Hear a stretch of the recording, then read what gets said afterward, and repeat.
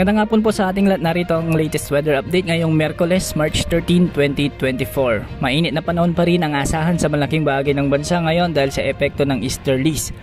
Magiging maulap na may kalat-kalat na pag-ulan naman ang ilang bahagi ng Eastern Luzon dahil pa rin sa umiiral na easterlies o ang mainit na hangin mula sa karagatang Pasipiko. Ngayong tanghali at hapon, posible pa rin ang mga pag-ulan sa Cagayan Valley, Aurora, Quezon Province, Bicol Region, Zamboanga del Sur, General Santos at Surigao Provinces. Posible ang mga biglang pagbaha at pagguho ng lupa sa mga nasabing lugar. Posible ring makaranas ng mga mahinang pag-ambon ngayon ang mga probinsya ng Quezon, Aurora, Laguna, Batangas, Nueva Ecija, Cagayan Valley, Cordillera Administrative Region, Nueva Vizcaya at Metro Manila.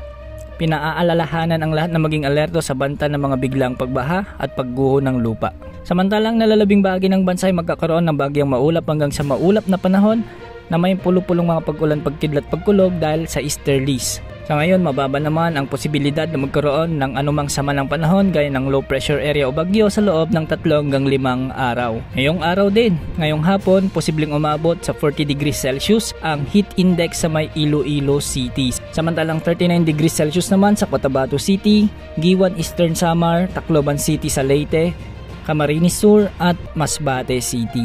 Base naman sa satellite images ay wala namang malawakang pag-ulan ngayong hapon hanggang mamayang gabi sa ating bansa.